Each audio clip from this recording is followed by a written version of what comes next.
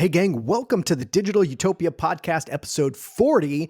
I'm your host, Frank Coel, and I'm joined by my co-host, Joseph Freeman. Today, we're going to talk about the nuances of hunting and closing and how you can use technology to empower the people that engage in those activities and hold them accountable and just make it more fun and cool. The nuances of sales. Yes, the nuances of sales activities. Yeah. I personally think this is a really fun one because I think sales is something that most companies haven't nailed. And I think that's kind of okay, but I just love hearing everybody's thoughts on how to break this apart, how to empower your salespeople or person in a lot of cases. And so I'm excited to get into this. Yeah, I think a lot of organizations that don't consistently hit sales targets is because they don't have a great sales process and they don't have great sales technology. And oftentimes what they're relying on are sales rock stars. And having sales rock stars on your team is great. And everyone wants the sales rock star, and many of them, we want to clone them, but it's just not realistic. They don't exist in quantity, unfortunately. And so what you want to do is you want to take high quality people that aren't necessarily these random rock stars that are really rare, hard to find gems. You want to take high quality people and give them a process, and you want to give them tools that can allow them to outperform their natural ability. I mean, how many times over the last 15 years have we hired what we thought was a rock star with a little black book that was going to come in and change everything for us? Oh yeah, so many times. And the reality is no matter how much past experience they have and Or network. Network and contacts they have, they still have to come in and learn your offering, learn your way. They still have to build up a new network around the types of things that you do to get the kind of referrals they're going to need. And so, it's really rare you can hire that person with the little black book and they just go to town and, whiz bang, you've got a bunch of new opportunities flowing in. It can happen. It's just usually not wise to bank on that because it's not very predictable.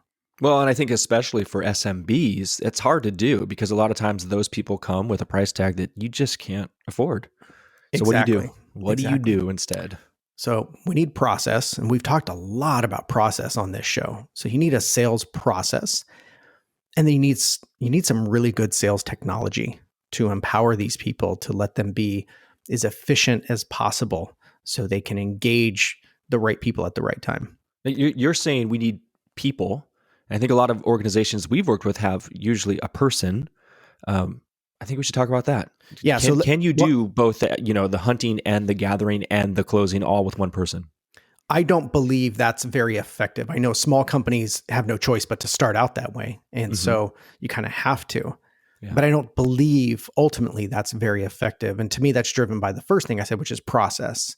So if we look at the process in sales, you really have, you can get into this further. So I'm speaking generally here. So if you're a salty sales dog listening today and you say, Frank, there's more than those two, I get it. But generally speaking, you kind of have two major roles. You have hunters and you have closers, or let's say it's two activities, because most organizations don't understand that those are two separate roles yet. They just know there's hunting activity and closing activity. I like to also refer to it as, you've got people that nurture and then you've got people that make deals. You can kind of look at it that way as well. And knowing that those are the two major activities in sales, those need to be handled by two different people because one, they're two different skill sets, and two, they get measured differently. So the activity around nurturing or the hunting, right? How you measure that is different than how you measure the deal makers, the people that put solutions together, connect with customers on a deep level and present the right offer and close the deal. And that's a different skill set, and the metrics to measure those things and the KPIs are different. And so that's why I'm a huge proponent of separating those into two functions, at minimum, two functions. Now, the bigger the organization, you can get into support functions. Like you can have sales engineers, and they kind of come along and they assist the main closer, right? You can have sales administrators, and they're there to assist in the deal making and to handle, research or proposal development or, what have you. So there are a lot of other functions that can grow as your organization grows, and especially as in complex sales. But let's just speak very generally and simply for the benefit of everybody here today. The two major roles are the hunter and then the closer. And so I think it's really important to get those separated and then understand the KPIs of each, because they are very different. So your hunter is going to have a KPI around generally, that person's going to have a KPI around qualified appointments for the closer. Like that's that's their currency. You'll hear me often talk about that in these various episodes. And if we were to chat in person, or if you've heard me speak, I talk about currency of the role, of any given role within an organization. So for example, if you're the head of operations, what is your currency to the organization? What is the thing that brings value? And the thing that brings value, if you're the head of operations, let's say you're a services business, it's gross profit, right? Ultimately, that's the major currency. And if you're, a hunter, the currency of your role is the qualified conversation with the main salesperson, with the deal maker. And so knowing that that's the KPI, getting that right for your organization is really critical. And then you've heard us talk about in other episodes, and then you could develop a bunch of metrics to start to understand, and get predictive about whether or not they're going to hit that. But that's not a revenue KPI. It's not a contract value KPI. And I think that's an important distinction. Yeah, I love that. I love speaking in terms of currency, because at the end of the day, we all are just branches of this tree and we all got to play our part, right? And so knowing what that is and thinking of it tangibly as the currency you bring, I think is super helpful. So yeah, everyone in the organization has a currency. Mm-hmm. And I think thinking of it that way helps us narrow down the KPI for each role. Mm-hmm. And you've heard me talk about ad nauseum, 1, maybe 2 KPIs per person, not many. There's a primary one, and that's their currency. And so I would have you look at everyone in your organization through that lens. What is the currency of each of these roles? And then you might have a secondary KPI if there's some sort of qualifier to the first. And you've heard me give examples around a salesperson might have $500,000 in contract value is the KPI, or contract value is the KPI that targets $500,000. Mm-hmm. They might have a secondary KPI. And remember, KPIs are must hits. Those are the must achieve job performance things. So the KPI is contract value that targets 500,000. They might have a secondary one that is 4 customers minimum. And the reason that might be included in there is because maybe the organization doesn't want contracts less than $125,000. They don't want that salesperson to hit their $500,000 KPI target with 50 customers, right? Mm-hmm. They want it done with 4. And so that would be a scenario where you have 2 KPIs, and then everything else like days to close rate, number of line items sold, like all those things are just metrics. They're indicators to help that person be predictive in their job. Yeah, and you should hit those, but if you don't hit those, it's not the end of the world. But the KPIs are. KPIs, those are the ones you have to hit. Those are the ones you have to hit. Yeah. And I often tell executives, hold people accountable to the primary currency of their role. There might be a secondary qualifier KPI. Beyond that, you use the KPIs as tools, not as performance review material. That's critical. The metrics are tools for you to be predictive and investigative in a reactive way. If you don't hit the KPIs, you can start to investigate why that didn't happen, but they're not what people are accountable to. Mm-hmm. Okay, so the hunter, we're talking about the currency there is going to be appointment set, right? And then that gets then passed on to the closer, right? And so what is the currency for the closer? So in your organization, how you measure deal flow, the color of that is how you're going to measure that. So whatever color you would add to that, that's most important for your organization, that's what the KPI is. So for example, if I mentioned contract value, it might just be contract value. That's the number one currency that they need to bring to the organization. And so you might say KPI is contract value. The target is 500,000 per month. Yeah. So you're saying this is for the closer, not for the sales team at large. This is their actual currency. Correct. That could be the same for the head of sales, right? Like they could be one and the same, and likely are one and the same. Yep. And so you would, in that scenario, they would say $500,000 of contract value is the total KPI. You have your KPI and then the target. And then again, you might have a second KPI if there's a qualifier or some other must-have along with that 500,000, such as 500,000 in contract value and number of extended warranties. A percentage of contracts with extended warranty. Right. That might be a requirement. That might be a qualifier to that first one. 25% of contracts have to have an extended warranty, as an example. Yeah. And so those would be the kinds of KPIs you would put on the closing or the deal-making activity, the deal-making role. Some organizations, maybe their prices are pretty set, and it's not about they don't necessarily need to measure contract value. Maybe they're just measuring quantity. So you need to bring on 50 new subscribers per month. Maybe the mentality is the color in how they talk about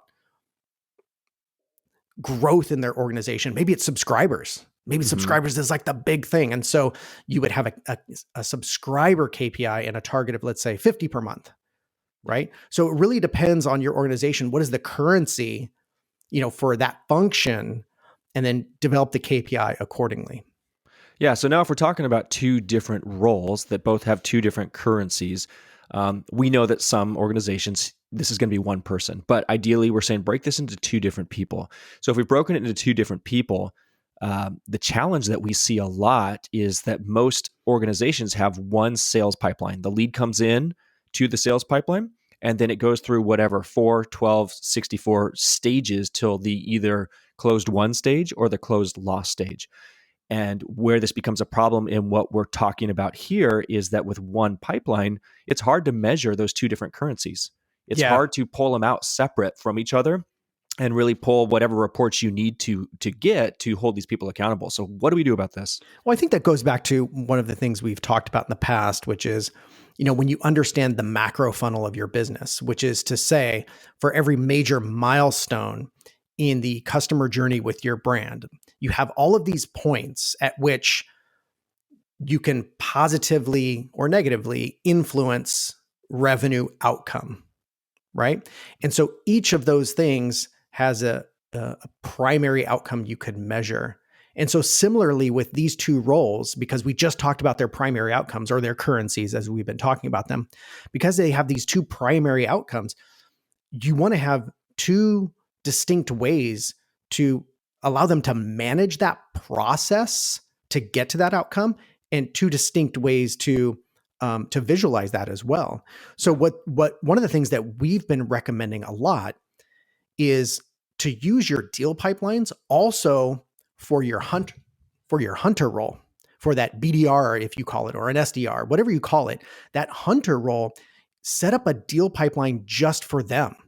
Now, there won't be any contractual value assigned to each deal, quote unquote, which if you're using deal technology right now, sales software right now, you'll know that when you put in a deal, it's a potential deal and you've got a dollar amount and there's probabilities, right? Well, when you set this up for your hunter, every deal that goes in is just going to have a $0 because they're not at the point at which they even know what the value of this potential deal is, because the goal of this particular pipeline isn't to close a sales contract. The goal of this pipeline is just get them into an appointment with, whoever your deal maker is. Yeah. Now, right? I think the one nuance would be appointment is if you are selling widgets that cost $100 every time, then obviously you do know what that potential value is, but it still doesn't serve a huge purpose in this initial. It doesn't serve a purpose for this person, because remember, their currency to the role, their currency to the organization is qualified appointments for the deal maker. Mm-hmm. That's their value. That's their ultimate value. And if they do that and they kill it, then they're doing their part. Mm-hmm. And then in theory, if everyone's doing their part of that macro funnel, then you grow and everyone wins. Yeah. So I would set up a deal pipeline specifically for your hunters and put them in. And oftentimes in these sales softwares that you interact with today, most of them will have really cool Kanban views. If you're not familiar with what Kanban is, it's that column view where each column represents a progressive stage in a process. It's linear, but it represents a progressive linear process. And so now you can visually see, if you're wanting to hold this person accountable, you could pull up their Kanban view and just see, where are things piling up? Do we have a lot of contacts piling up in the new column? Why are they just still sitting in new? So it's a great, easy visual way for both the hunter and the manager to look and just see, okay, is this thing flowing? And I like to talk about business and process in terms of flow. And ultimately, what you're trying to do as a business person is you're just trying to create flow in this system that you've got. That's it. Mm-hmm. Simply put, you're trying to maximize flow. And so when you use tools like Kanban, you actually get a visual of the flow. And so it becomes really useful. And again, when you drag it to that closed one column, you're going to rename that from closed one to something else, whatever is meaningful, like qualified appointment set, intro call scheduled, whatever that first step is in your main pipeline, you name it the same thing. Mm-hmm. Right. So in ours, that's what we do is we take the closed one column of that BDR pipeline and then the first column of the main opportunity pipeline, and they're the same name. Mm-hmm. Right. Because that's where they connect, even though they're in two separate, boards. Yeah. And if you like technology, this is where it gets really fun. We talk a lot about HubSpot because that's what we use. And so when we build these out in HubSpot, what's really fun, what's really cool, and I'm sure this is available in other softwares as well, is you can set validation rules on each of these columns in the Kanban board. Meaning, my hunter is not allowed to pull a card into a certain column. Like, let's say they're not allowed to pull it into closed one without having filled out, 1, 2, 3, 4 different specific fields. So it'll stop them from doing that. So that's great in terms of mandating the process and making sure that you're governing it. In addition to that, you can set up tasks to be automatically assigned to this person when they drag it into each column. And this is hugely helpful because when you get a new lead in, sometimes that lead came in from an inbound source. They downloaded something on your website or they filled out a contact form. Sometimes they came in because you went and bought a list and imported them, or you met somebody at a networking event and put them in. And when you put them in, you might want to have follow-up tasks for yourself that are different based on the way they entered. And so when we set it up this way, using this Kanban view, as they drag the card into the appropriate column, maybe they drag it into nurture for outbound or nurture for inbound or whatever you want to call them. You can have different columns you pull into, and that will assign tasks for this person who is managing this, the salesperson, so that they don't get, they don't get confused at who they're working, and they don't get confused at what type of outreach or nurturing should be in place for these people. Yeah, using this technology is very, very cool, and it's fun, especially if you geek out on it like we do. But it also can be very empowering if you just do a couple of simple things. You mentioned that the people that come into your database come in various ways. There's various lenses. And so you mentioned the list, you mentioned you met them at a networking event. And so if you're able to just identify that when you input the contact, you can leverage that data, right? You might have a field of like source and then source detail, right? So you might say, networking, and then it might be like trade show, conference, whatever detail you feel you want to record. You can use that data and then trigger different follow-up activities. Like you said, maybe you have a high value sequence. Maybe in that high value sequence, they get mailed the book that your company wrote, and they get, things physical in the mail, and they get, high touch stuff. Maybe they get invites to the box you have at the ball game, right? So you could have like a high value sequence. And so it allows you to be very tailored to these individuals and cater to them in ways that are appropriate to not only who they are, but potential and perceived value to your organization should they become a client. So super fun stuff, right? You mentioned, dragging them on that final column that's closed one. And if you rename that like intro call scheduled, you can have that kick off a whole host of things. You can even have that change the certain status fields so that way they're no longer getting automated nurturing from the marketing team, right? Like, okay, now they're talking to us one to one. Let's kind of pause what marketing's doing. You can do that in an automated fashion when you empower these people with very basic technology like we're talking about. It's very simple on the surface, but extremely powerful. Yep. Another benefit of breaking out these two different pipelines is the reporting. So you may or may not be familiar with conversion funnel reports where you get to see how many came in the top and then how many of those went to the next stage and how many went to the third stage. And you can see a percentage of, kind of what's falling out at each level. And when you do one pipeline that represents every lead that ever came in and every deal that ever closed, that gets to be pretty, in my opinion, pretty unuseful because you have a lot of people falling out at the top in that particular pipe and very few shaking out at the bottom. So your conversion rates are very, very disparate, right? You've got high conversion rates maybe at the top and very low at the bottom. When you break it out, you can now have two different conversion funnels to look at. You can say, are my hunters converting from one stage to the next in an effective way? And where are these people getting stuck? Where's our bottleneck? Let's go optimize that stage. If they always make it to the, they accept a phone call from the hunter, but they never show up at the actual meeting with the account executive. Well, you can optimize that there, right? And it's easier to see, and it's easier to hold different teams or different roles accountable when you can see where their conversion rates are falling off in their own little pipeline. And I would suggest, I'm going to bring up another angle on this, Joe. I would suggest that when you do it this way, you're actually building your business around value to customers. And the reason I say that is because when you break it apart, if you notice that the hunter role just isn't getting the qualified appointments, to the degree to which you need to fill the main sales pipeline, it allows you to ask, why? And it allows you to dig in and understand, the marketplace is not resonating with this offer, this one single, offer that this person has around a problem or problems that your organization solves. And so I think it allows you to improve the value you bring by breaking it out this way, instead of just lumping it all in to the kitchen sink, where you have a number of different objectives that your buyer is trying to accomplish in their journey. And so I would encourage everyone to think about this process in terms of the buyer's journey and the journey they go through to understand the value they're looking for at each stage. Because in that initial stage, when they engage someone who's a hunter, the value they're looking for is that kind of like problem solution, discovery. They're not at decision discovery, like choosing a provider. They're still more problem solution discovery. So that has different needs. And so you need to bring different value.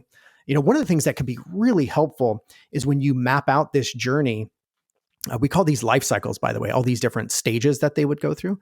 It would be helpful if in your organization, you map out these various life cycles that your buyers go through, and then map that to the most appropriate call to action, the most appropriate next step that they could be taking, and the number one thing you could do to help them at each of those life cycle stages. We often call that life cycle stage mapping. And in fact, here's what we should do, Joe. I know we have a tool like this that you have developed.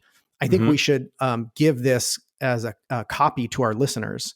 So if you're absolutely. If you were to go to our website and just search on the website for Lifecycle Map, you'll be able to find this tool and download it for yourself. It's actually pretty cool, and it's something we should talk about maybe at length on another episode, which is, what do life cycles mean and how do we align at every life cycle stage? And maybe even furthermore, what are lead statuses? Because lead statuses are a kind of a micro nuance of what happens along a buyer's journey. And so this tool helps you with both of those things. We aren't talking about those on this episode, maybe on the next one, but it also helps you in ideating what your two different pipelines should be, how to break them apart, and what kind of validation and what kind of KPIs to track against each stage. Yeah, you're so right. It's really important to understand that, because then what you do is you modify your CRM, whatever that is, if it's a marketing CRM, sales CRM, or both, or you have HubSpot like we like to talk about. You then can modify that system to then fit the nuances of your sales process. So, for example, life cycle stages are very standard and common, but then you might have nuance based on a status. So, for example, we might have one that is sales qualified lead, but you might have nuance to that, which is, working or nurturing. As an example, that might just be a real basic status to that sales qualified lead. Now, what you can do is you've got this combination of sales qualified and working. Okay, sales qualified and working, don't send them nurturing emails, right? That may be a decision in your business. Don't send them marketing nurturing emails when it's sales qualified and working. But if it's sales qualified and a status of nurturing, go ahead and continue to send the marketing nurturing emails. And so it allows you to take the major stage, and just the major stage is important because it allows you to zoom out and just look at your database and see, okay, where is everyone flowing right now? Like, what does the flow look like? Where is everyone sitting? What are the conversion to the major stages? And then the status can provide an additional layer of nuance. Like, okay, how is that contact being handled right now? Yep. Yeah, again, so if you want that tool, you can go to buildingyourdigitalutopia.com and just search for Lifecycle Map, and it should come up for you there. Yeah, Lifecycle, one word, map, second word, Lifecycle Map. Great tool. I'm glad you brought that up, Joe. I know you messaged me about that here a moment ago with the link, but we're going to make sure DJ gets that link in the show notes as well. Is that possible? I think DJ, if he messages me and tells me if that's possible, I'm not the tech guy. I'm pretty sure that's possible. Nothing that's impossible for DJ. Yeah. So DJ just messaged me and said yes. Of course, Dumb Frank should know. You can put links in show notes. So yes, we'll have the link in the show notes, as well as you mentioned, Joe, buildingyourdigitalutopia.com. Go and search Lifecycle Map. That's all we have time for today. This has been super fun. Thanks for joining us. Join us next week for episode 41.